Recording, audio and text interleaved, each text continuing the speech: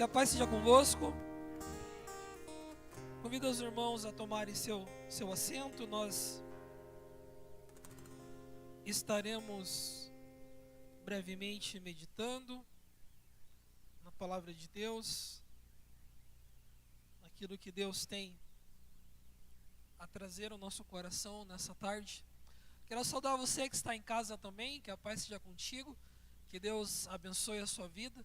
Seja mais uma vez muito bem-vindo ao culto de adoração ao nosso Deus da Igreja de Deus do Sétimo Dia, aqui da cidade de Colombo, no estado do Paraná, na rua Frederico Frorons, número 61, no bairro do Atuba.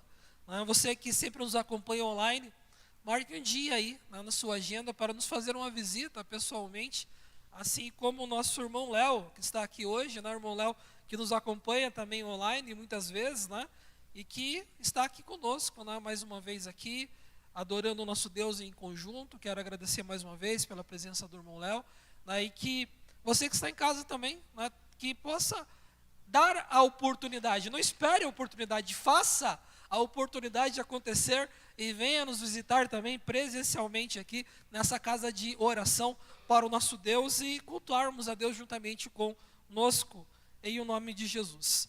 Irmãos, hoje eu gostaria de falar um pouquinho de algo que a gente vê sempre e que talvez alguns de nós já conhecem o significado daquilo que eu estarei falando, outros irão aprender hoje, mas é muito importante, isso, porque é algo que identifica a nossa igreja, identifica a congregação que pertencemos e acaba que de alguma forma será uma identificação para cada um de nós também.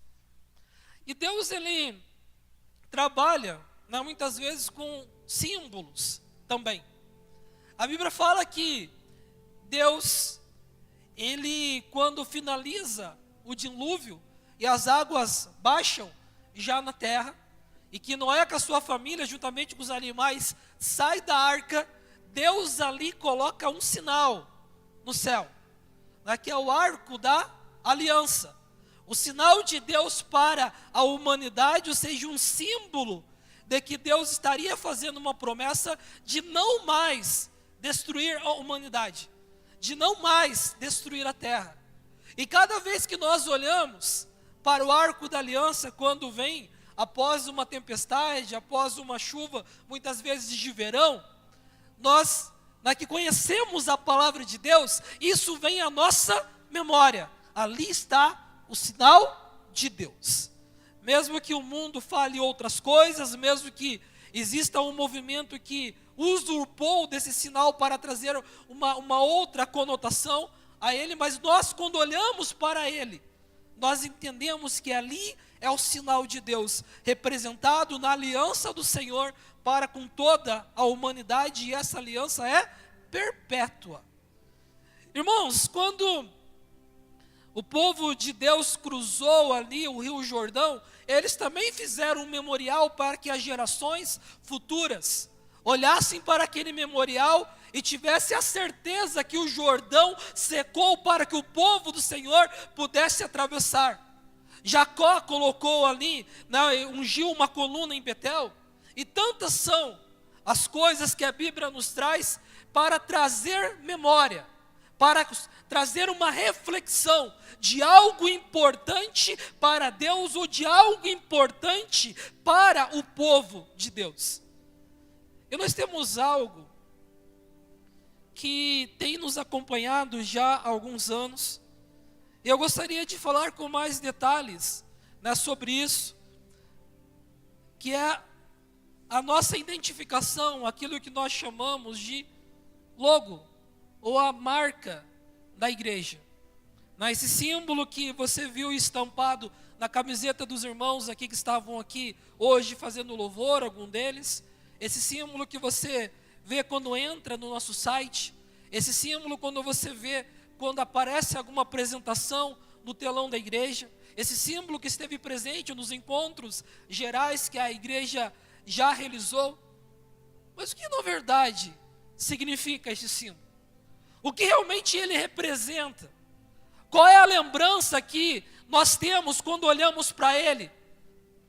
Qual o significado que ele nos passa para estar representando não algo comum, não uma instituição comum, não uma empresa, assim dizendo, mas representando algo que tem um início, sobre uma palavra do fundador da igreja, que é o Senhor Jesus Cristo. No início dessa reunião, nós fizemos a leitura de Mateus 16, eu gostaria que você abrisse novamente lá em Mateus 16, 13, Mateus 16, 13, até o 19, porque ali nós temos uma palavra do Senhor, e nós reconhecemos essa palavra do Senhor, o início, assim dizendo, da sua igreja, como fosse a pedra fundamental ali sendo colocada através de uma palavra de fé, através de uma palavra de convicção. Mateus capítulo 16, versículo 13. Chegando Jesus às portas de Cesareia de Filipe, interrogou os seus discípulos dizendo: quem dizem os homens ser o Filho do Homem? E eles disseram: uns, João Batista, outros, Elias, outros, Jeremias, ou um dos profetas. E disse então ele: e vós, quem dizeis que eu sou? E Simão Pedro, respondendo, disse: tu és o Cristo, o Filho do Deus vivo. Jesus respondendo disse: bem-aventurado és tu, Simão Barjonas, porque não te revelou a carne e o sangue, mas o Pai que está nos céus. Pois também eu te digo que tu és Pedro, e sobre esta pedra edificarei a minha igreja, e as portas do inferno não prevalecerão contra ela. E eu darei as chaves do reino dos céus, e tudo que ligares na terra será ligado nos céus, e tudo que desligares na terra será desligado nos céus. Irmãos, uma confissão de fé. Jesus ali já estava há alguns anos com os seus discípulos, indo de aldeia em aldeia, cidade em cidade, pregando o reino de Deus, pregando aos pobres, os oprimidos, os aflitos, contritos de coração, que o reino de Deus viria até eles, pregando a salvação aos perdidos, fazendo os paralíticos andarem, os cegos enxergar, os mudos falar, e tudo aquilo que o Senhor vinha fazendo. Jesus também exortava, Jesus também dava conselho, Jesus também ensinou a orar, ensinou a jejuar. Jesus então era um mestre, Jesus era tudo para aquelas pessoas. E Jesus então pergunta para elas: como as pessoas têm me visto? Como elas têm entendido a minha palavra? Como elas têm entendido o meu ministério? O que isso tem significado na vida delas? Então os discípulos falaram: olha, Senhor, alguns acreditam ser o Senhor João Batista, aquele que pregava junto ao Jordão, que falava que as pessoas deveriam se arrepender também, porque era chegado o reino de Deus, e que muitos eram batizados por ele. Ele falava da luz, muitas vezes. Então o Senhor, alguns acreditam que o Senhor é João que voltou entre os mortos. Outros acreditam que tu és o Elias, aquele que foi prometido, aquele que endireitaria, abriria, prepararia o caminho para o Messias. Alguns acreditam ser o Senhor, ele, que está em nosso meio agora, preparando algo maior que está por vir. Senhor, outros acreditam que tu és Jeremias, aquele que chorou, aquele que falou sobre o arrependimento para Israel, para Judá, e Israel e Judá não se arrependeu. Eles foram levados cativos para a Babilônia, ficaram prisioneiros, e Jeremias se lamentou, chorou, e pediu pela misericórdia de Deus. E Jesus então pergunta de uma forma ainda mais íntima: mas vocês, quem vocês consideram que eu sou? Então Simão responde: tu és o Messias, o Filho do Deus vivo. Irmãos, ainda em nossos dias, essa mesma pergunta pode ser feita. Essa mesma pergunta pode trazer várias respostas diferentes. Talvez você pergunte para algumas pessoas: você conhece Jesus? Você conhece a história dele? E alguns irão dizer: sim, eu conheço. Foi um homem muito especial, um espírito evoluído. Foi uma pessoa muito importante, um grande profeta. Talvez outros irão dizer: Jesus é o próprio Deus encarnado, aquele que se fez carne, aquele que habitou entre os homens. Talvez alguns irão dizer: Jesus é aquele que morreu na sexta-feira e ressuscitou no início do domingo. Talvez irão dizer tantas coisas sobre vários tipos de Jesus que hoje existe e que hoje se prega e que se crê por aí. Mas a verdade, irmãos, está nessa confissão de Pedro. Pedro diz: tu és o Messias.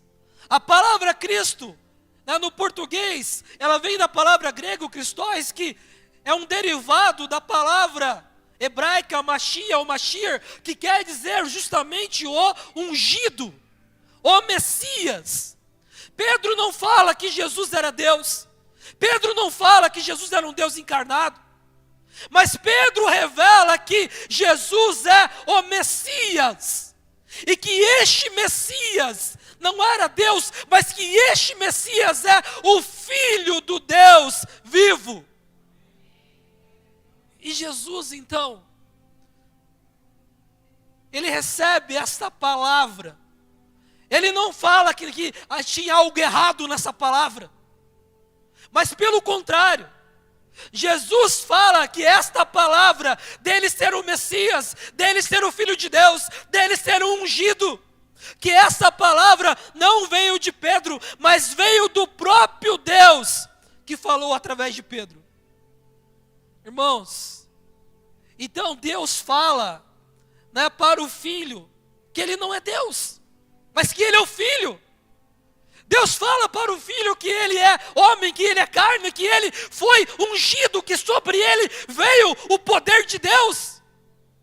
Nessa frase, Deus está, através de Pedro, falando tudo isso.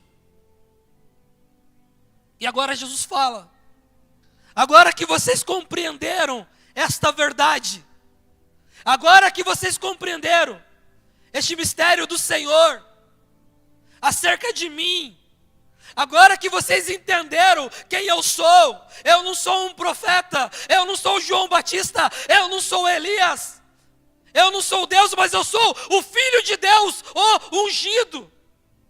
Agora que vocês entenderam isso, eu estarei edificando a minha igreja sobre esta palavra, sobre essa afirmação, sobre essa pedra.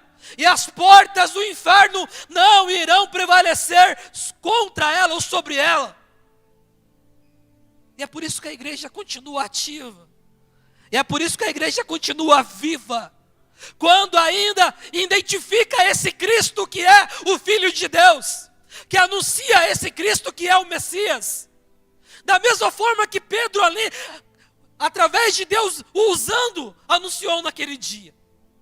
E Jesus então fala, isso aqui ele está falando para a igreja. Eu darei à igreja as chaves do reino dos céus. E tudo que a igreja ligar na terra será ligado no céu. E tudo que a igreja desligar na terra será desligado no céu. Irmão, Jesus, aqui ele estava profetizando que ele daria autoridade à igreja, que ele daria uma delegação à igreja para fazer as suas obras em o nome dele, representando a ele. E nós sabemos que tudo isso aconteceu. No dia que ele ascendeu ao céu, ele falou essas palavras que viria o Espírito Santo, o poder de Deus sobre a igreja, e eles seriam as suas testemunhas. Pessoas semelhantes a ele, que anunciariam a ele, que falariam dele e pregariam a salvação e o reino de Deus. Irmãos, então, agora entrando no assunto da mensagem, até gostaria que o Tiago já compartilhasse a imagem. Quando nós vemos essa imagem é um símbolo de tudo isso que representa a igreja, de tudo isso que a igreja é, edificada na palavra, que foi dita naquele dia, edificado no Senhor Jesus Cristo, que é a pedra de angular, a pedra de esquina. Essa imagem, ela vem como um símbolo de tudo isso. A imagem está aparecendo? Eu não quero virar as costas, está aparecendo? Para quem está em casa também? Eu quero começar, irmãos, pelas cores, que são tons de azul que existe nesta imagem que nós escolhemos, idealizamos para ser um dos símbolos, uma representação daquilo que cremos, que é a igreja. A cor predominante desse símbolo é a cor azul. E por que a cor azul e por que esses tons de azul? Porque a mensagem da igreja é uma mensagem celestial. A mensagem da igreja não é uma mensagem produzida pela sabedoria humana. A mensagem da igreja não é uma mensagem produzida pela persuasão humana, pelo conhecimento humano. Mas a mensagem da igreja é uma mensagem celestial. Salmo 119, versículo 89. Lembrando que a versão da Bíblia que eu utilizo é a versão Almeida corrigida. Então, se os irmãos quiserem compartilhar na tela, para ficar junto comigo, Almeida revista e corrigida. Salmo 119, versículo 89. Para sempre, ó Senhor, a tua palavra permanece no céu. A mensagem que a igreja prega é a mensagem que permanece no céu.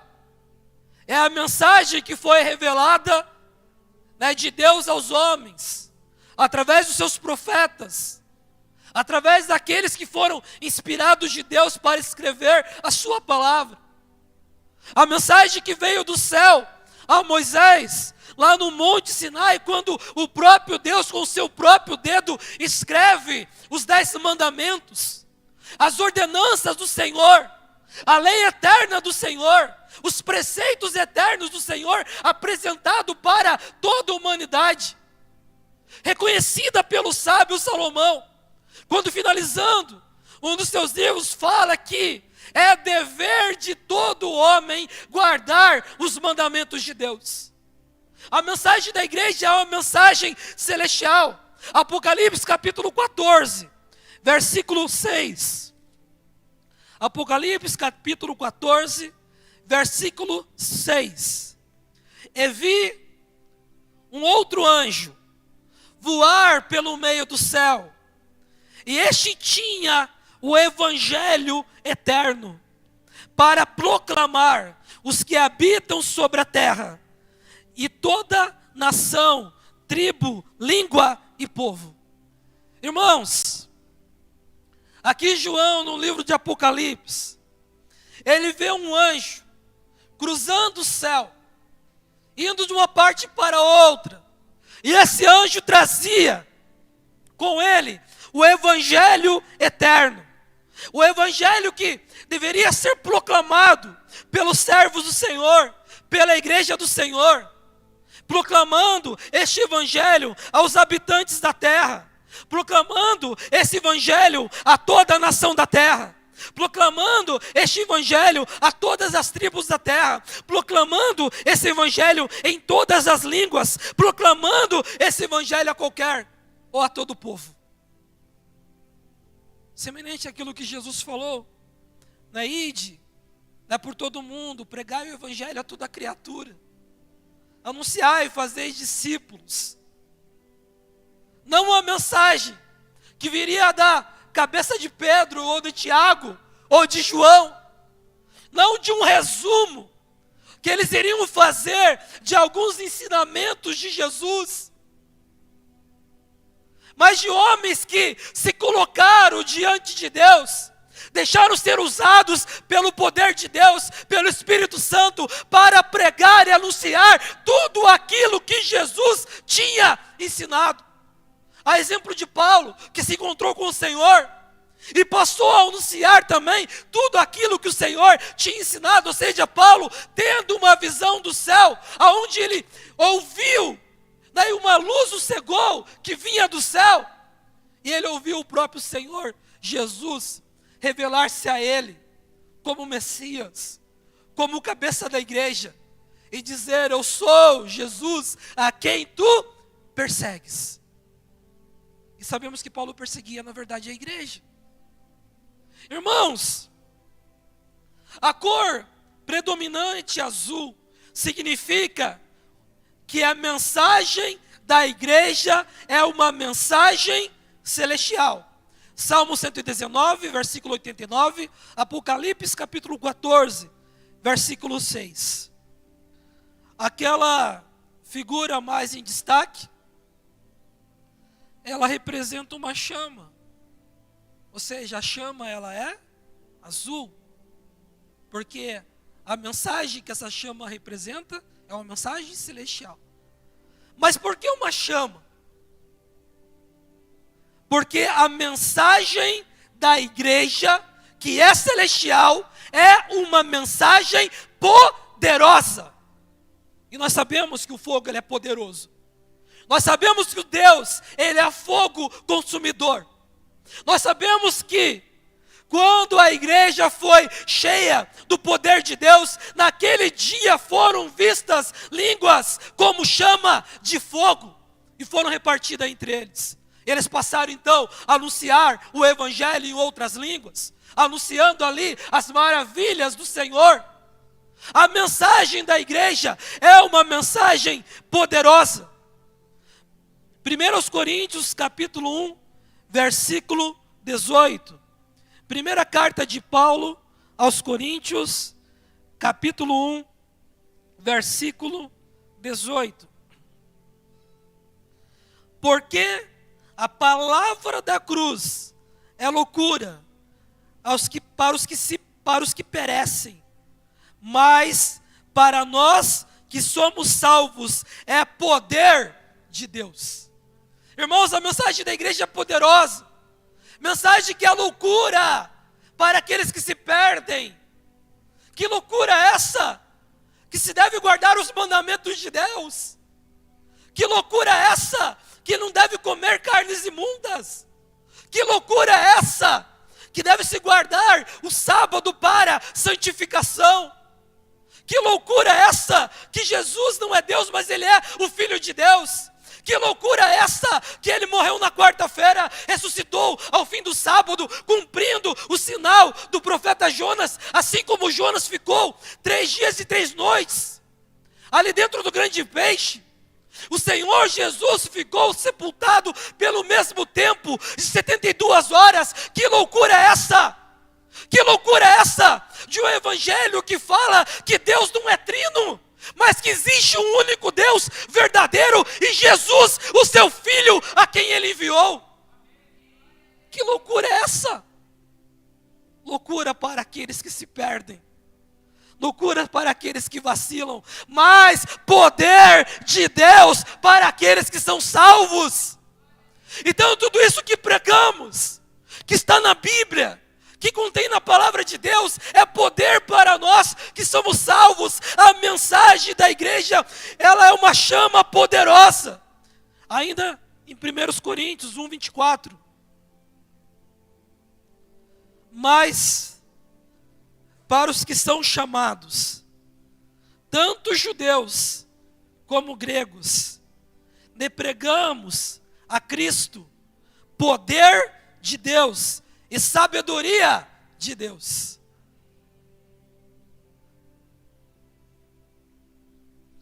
Romanos capítulo 1, versículo 16.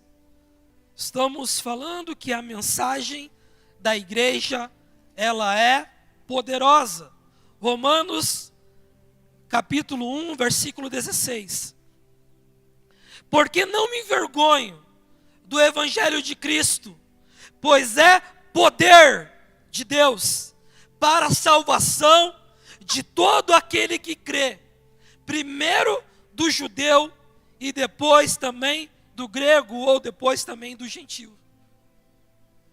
Irmãos, a mensagem da igreja, ela é poderosa para transformar vidas, para libertar vidas, para restaurar vidas, para a transformação de uma pessoa pecadora para um santo, uma santa serva do Senhor. E por que a mensagem da igreja, ela é poderosa? Porque assim como nesses versículos que nós lemos, ela não fala de si mesma.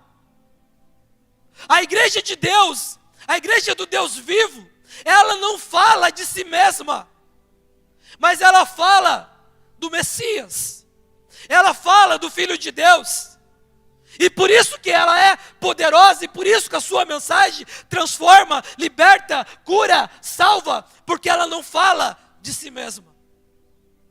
Quantas são as que se dizem por aí, igrejas, que falam de si mesmo, que muitas vezes são conhecidas pela placa, que muitas vezes são conhecidas pelo nome, são conhecidas pela grandeza em seus templos, ou nas multidões que ela arrasta.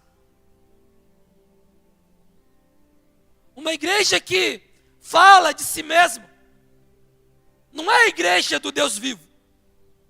Uma igreja que tem sobre os seus, em destaque, os seus líderes, os seus apóstolos, os seus bispos, os seus profetas.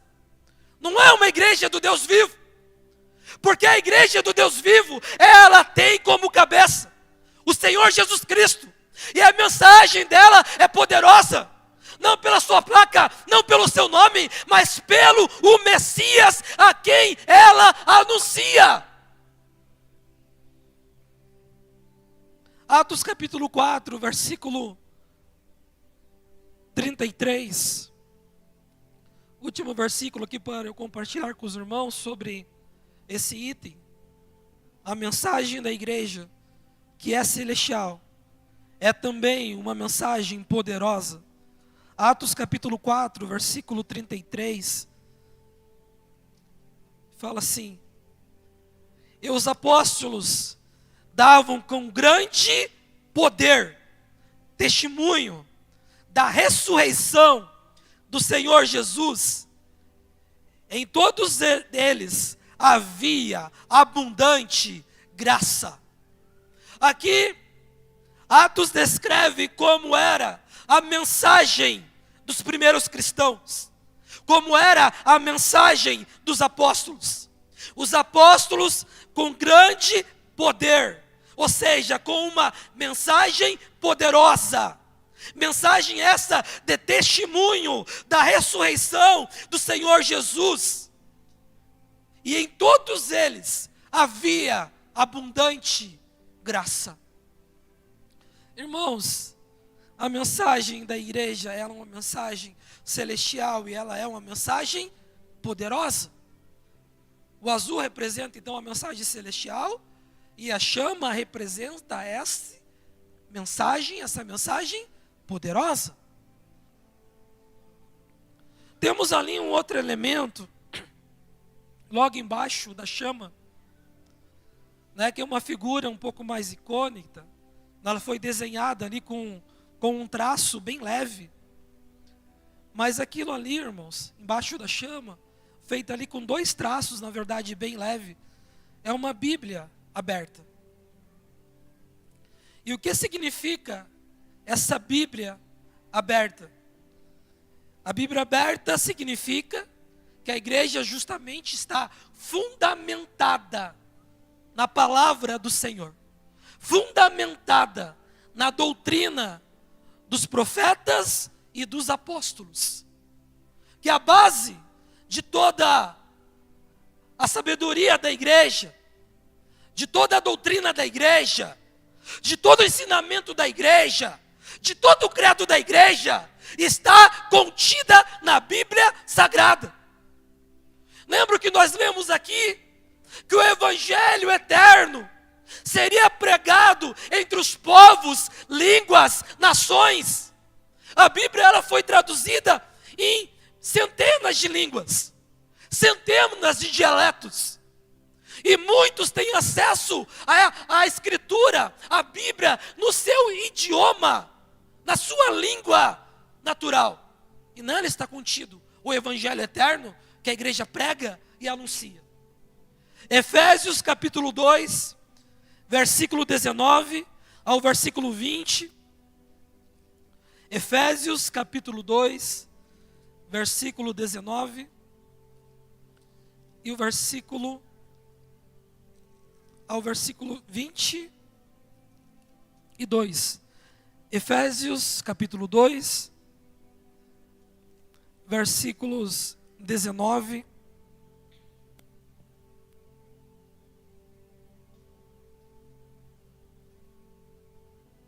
versículo 19 ao 22.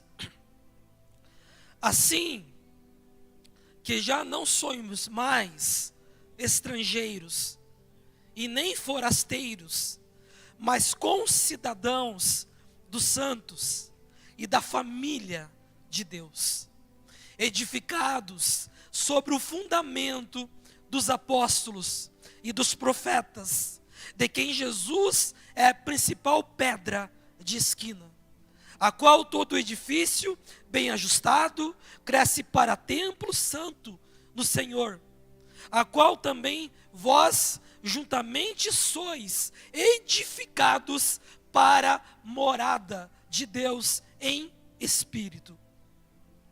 Irmãos, aquela figura ali com 2 traços leves, ela representa uma Bíblia aberta. Ela representa essa palavra de Deus revelada.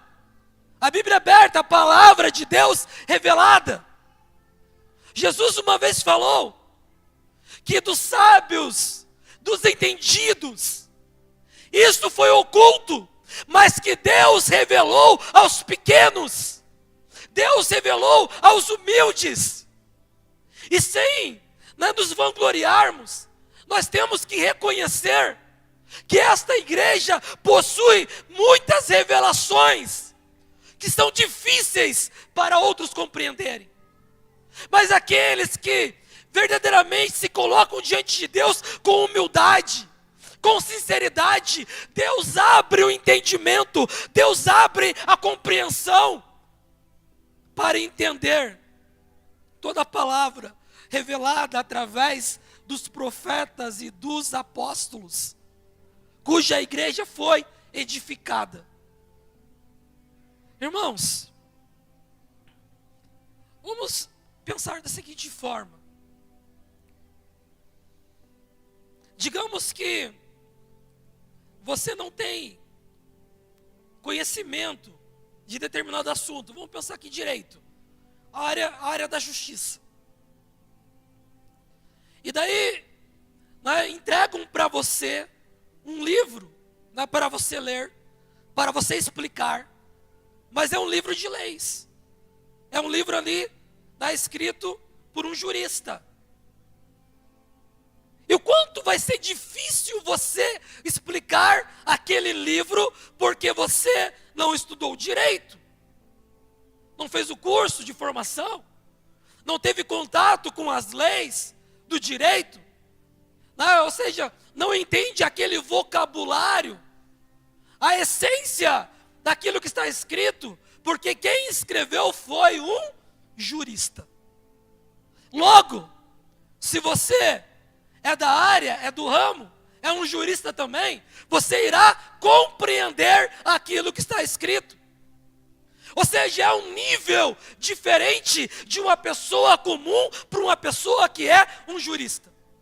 Agora eu quero, irmãos, com esse exemplo, para que nós venhamos perceber um detalhe. Por mais que nós venhamos falar que Pedro, Tiago, João, Paulo, Isaías, Jeremias, Moisés e todos os demais homens que escreveram a Bíblia, que foram inspirados por Deus para escrever a Escritura, por mais que nós venhamos dizer que eram homens comuns, eles não eram tão comuns assim. Eles tinham uma intimidade com Deus, uma presença de Deus na vida deles, que muitos outros não alcançaram. E por isso a eles foi dada essa revelação. E por isso a eles foi dado esse privilégio de escrever a Escritura. Agora pense, se eu não sou um jurista, dificilmente irei entender aquilo que um jurista escreveu. Como eu posso entender aquilo que Moisés, homem cheio da presença de Deus, escreveu? Como que eu posso entender aquilo que Paulo, homem cheio do Espírito Santo, escreveu? Como eu posso entender as palavras que o Messias disse e depois foram escritas pelos evangelistas? Como que eu posso entender? Se igualmente eu também não for cheio do poder de Deus e da presença de Deus, eu preciso ter a mesma essência. E nós não podemos perder isso, irmãos. Porque essas palavras que nós temos e temos pregado, tão diferente muitas vezes do que se prega por aí, que são revelações celestiais, que são revelações divinas, que é o entendimento, a compreensão da pureza da palavra, da Bíblia. Isso foi dado para pessoas que em seu tempo consagraram a vida a Deus. Separaram o tempo de oração, separaram o tempo de jejum, separaram recursos para buscar uma cópia da Escritura. Pagaram talvez muitas vezes caro para ter uma cópia da Escritura. E que se dedicaram em entender aquilo que estava escrito. É tão clássico, não é falar que Daniel tinha percebido que havia se passado 70 anos na Babilônia. E ele queria compreender aquilo que Jeremias tinha escrito. E Daniel não fez um conclave. Daniel não fez uma reunião de sábios. E olha que tinha muitos na Babilônia. Para consultar os escritos. Para consultar as demais profecias. Para ver se encaixava com aquilo que Jeremias estava falando. Daniel foi na fonte. Daniel foi na essência. Ele entendeu que Jeremias era um profeta. Eu não sei exatamente se ele chegou a conhecer Jeremias enquanto Daniel era jovem, mas Daniel conhecia o livro do profeta Jeremias. E a Bíblia fala que Daniel então vai à fonte, ou seja, ele ora, ele se dedica, ele pede, ele clama a Deus para que Deus revele a ele se o tempo que Jeremias tinha profetizado tinha chego ou não tinha chego. Irmãos, nós precisamos voltar à essência. A Bíblia está aberta. A revelação do Senhor está acessível a todos aqueles que buscam, que clamam, que pedem, que se dedicam a buscar pela presença do Senhor. A figura ali embaixo da chama, com 2 traços, representa primeiramente a Bíblia aberta, a fundamentação da igreja, da sua doutrina, do seu credo, a revelação de Deus para aqueles que clamam. Mas ela também, ela está numa forma, aquele desenho, e ela forma a letra V. essa Bíblia aberta, ela forma a letra V. Daí talvez você vai ver assim, olha, ela parece mais com um V do que com uma Bíblia aberta. E por que ela também é uma letra V que está ali? Apenas para dizer que a Bíblia, ela é verdadeira. Há muitos que duvidam dela. Há pessoas que passaram pela igreja, que saíram duvidando da Escritura, e duvidam até hoje. Aqueles que falam que a Bíblia é um livro de filosofia, que a Bíblia é um livro de imaginação humana.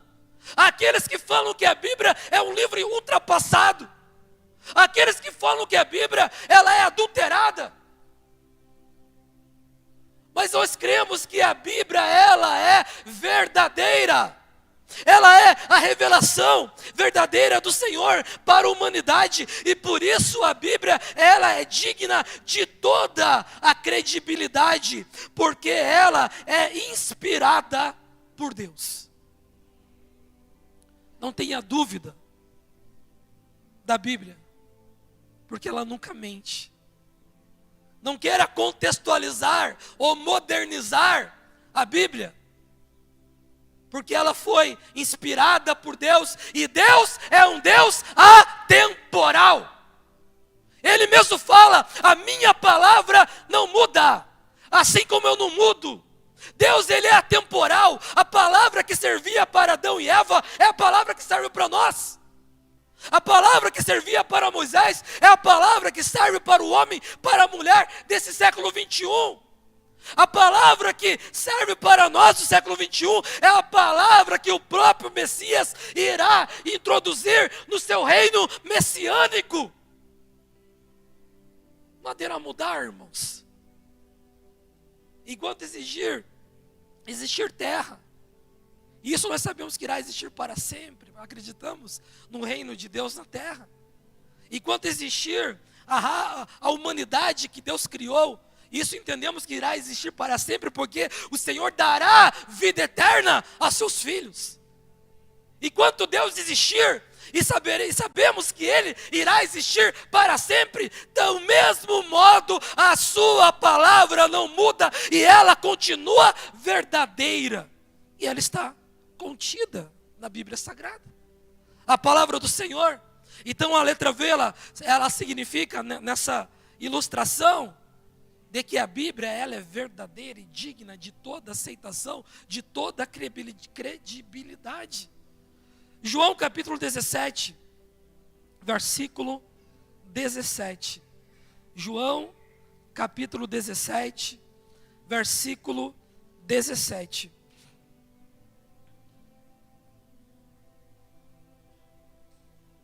Santifica-os na verdade, a tua palavra é a verdade. 2 Timóteo capítulo 3, versículo 16. 2 Timóteo capítulo 3, versículo 16.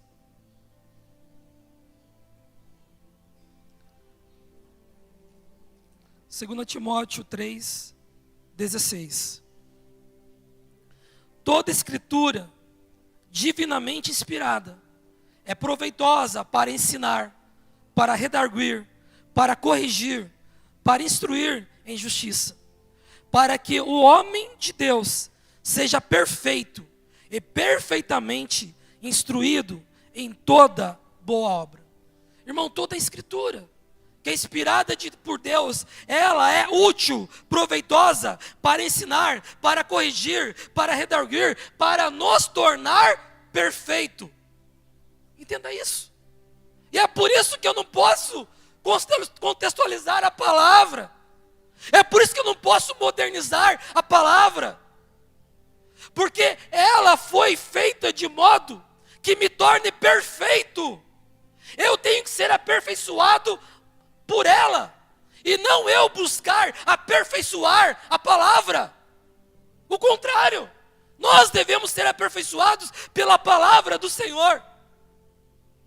Então, aquele símbolo, aquelas linhas ali, que representam a Bíblia aberta, também representa a letra V, porque a Bíblia é verdadeira, digna de toda a credibilidade. Estamos quase finalizando. Temos ali algo muito importante também, escrito em letras grandes, que é Igreja de Deus. Igreja de Deus, ela é o nome bíblico para a família de Deus. E é por isso que ela está ali, né, em destaque, tanto a palavra igreja quanto a palavra Deus. Igreja de Deus é o nome bíblico para a família de Deus. No Novo Testamento, por 8 vezes, aparece esta expressão. E agora eu quero pedir ajuda aqui do Tiago, que o meu tempo aqui está curto. E eu quero ver esses versículos aqui na tela. Tiago, põe para mim lá, por favor. Gálatas 1,13. Gálatas 1,13, Tiago.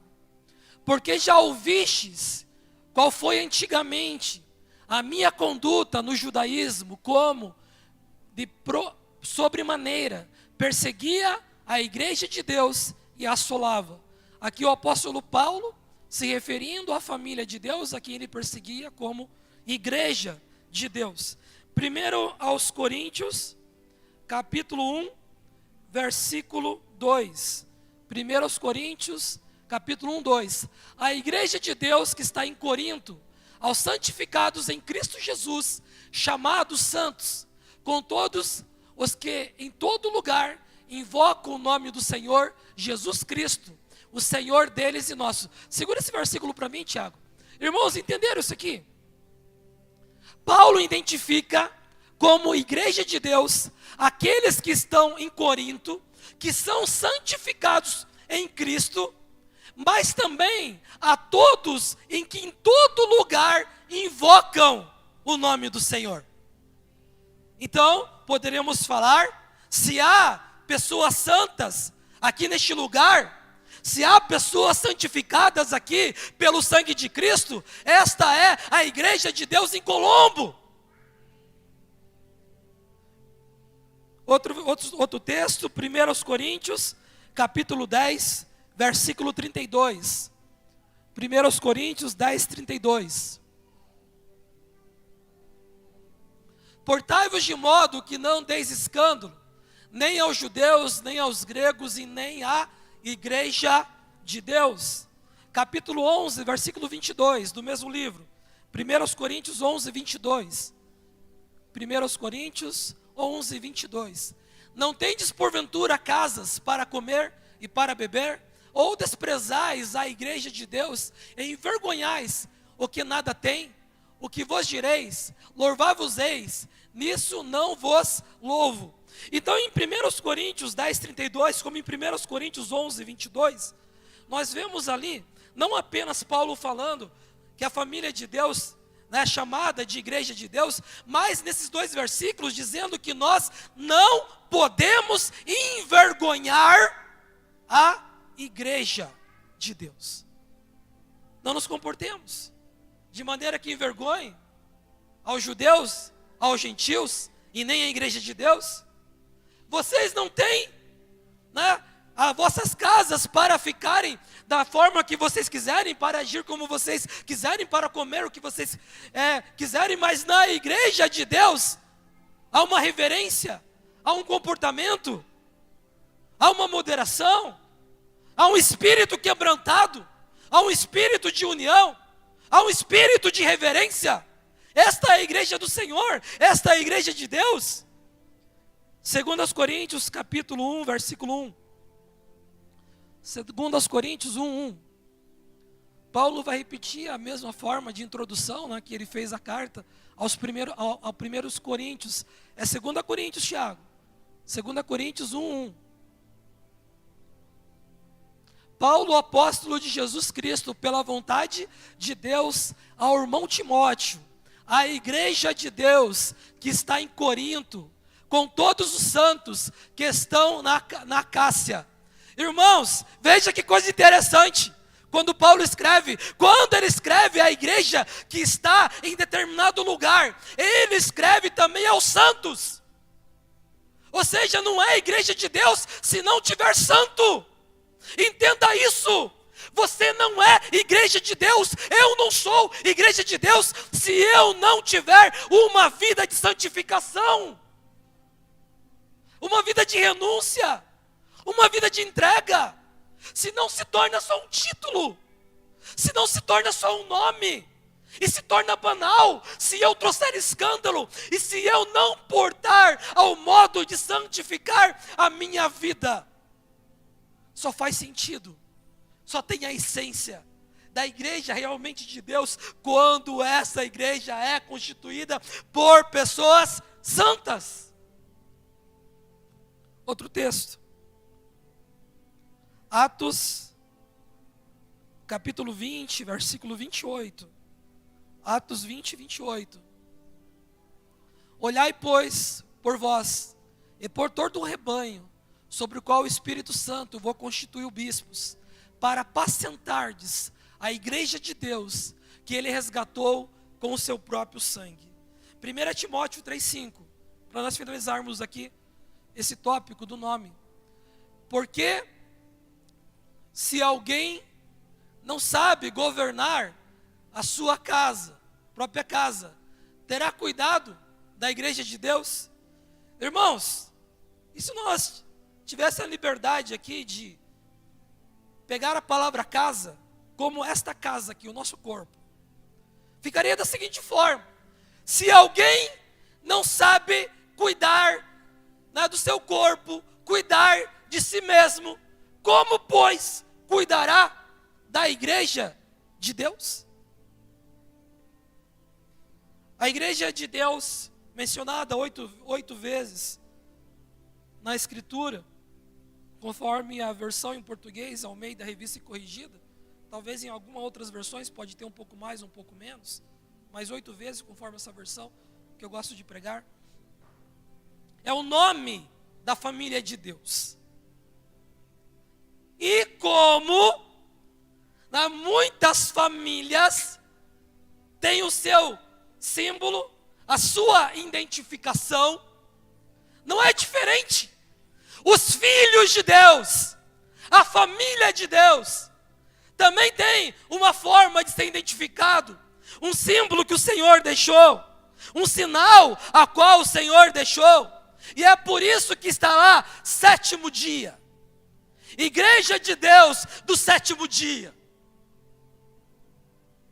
Ezequiel capítulo 20, versículo 12, põe para mim lá, Tiago.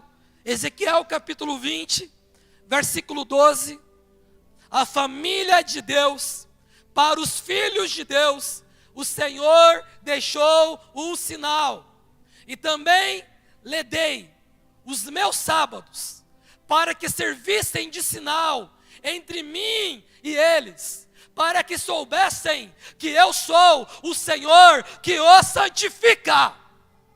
Irmãos, entenda que a igreja de Deus, que Paulo mencionou e escreveu, diz que nessa igreja ela é formada por santos. O sinal que Deus deixou para a família de Deus, o sinal de Deus é um sinal que significa e tem um símbolo de santificação. O sábado foi deixado para os filhos de Deus para santificar. Ezequiel capítulo 20, versículo 12, está dizendo, volta lá, Tiago. Também lhe dei os meus sábados, para que servissem de sinal entre mim e eles, para que soubessem que eu sou o Senhor que os santifica. Eu sou o Senhor que santifica a igreja. Eu sou o Senhor que santifica o corpo de Cristo. Eu sou o Senhor que santifica os meus filhos, e o sábado é o sinal entre Deus e os seus filhos, um sinal de santificação, um sinal de que a igreja é santa, tem um Deus santo, tem uma palavra que é santa, e tem um dia santo separado para exaltar, para louvar, para engrandecer a esse Deus que é santo. Represando tudo que nós vimos até aqui sobre este símbolo, ou sinal, ou figura, logotipo, seja o nome que se dê, quando você olhar para ele, lembre-se que a cor azul, ela representa que a palavra da igreja, ela é celestial. Que a chama representa que a palavra da igreja, ela é poderosa, porque não prega de si mesma, mas anuncia Jesus, que é poderoso, anuncia o Deus vivo, salvação para o perdido, loucura para aqueles que não entendem.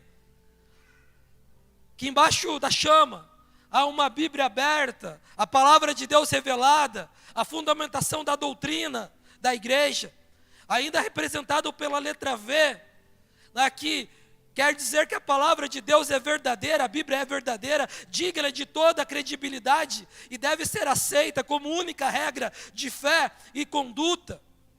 Que o nome Igreja de Deus é o nome da família de Deus, constituída por pessoas santas e separadas, e que o sétimo dia é o sinal que Deus deixou, que representa essa santificação, essa busca pela santidade.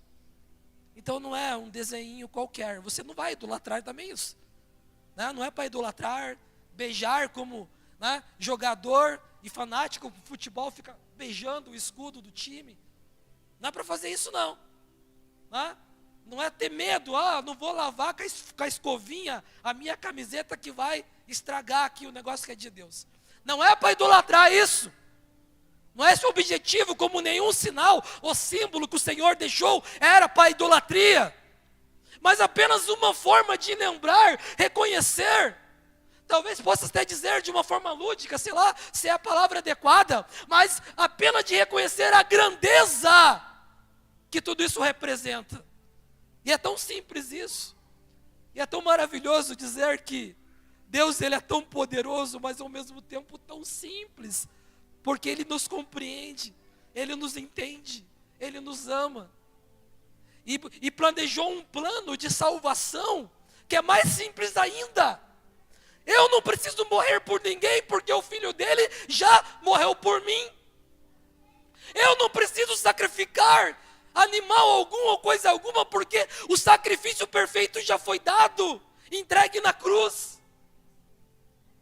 Eu não serei mais condenado, porque a mim foi oferecido um plano de salvação. A mim é oferecida a oportunidade de guardar os mandamentos de Deus, não para ser salvo, mas porque eu fui salvo. A mim foi dada a oportunidade de guardar e praticar o santo sábado, porque é um símbolo entre mim e Deus, da minha santificação, de um Deus que é santo. Então sim, o evangelho eterno que aquele anjo saiu anunciando, que foi dado para a igreja, é um evangelho simples. A igreja prega o evangelho puro e simples, mas é necessário humildade daquele que ouve, coração quebrantado, e é necessário santificação, renúncia daquele que prega e daquele que anuncia.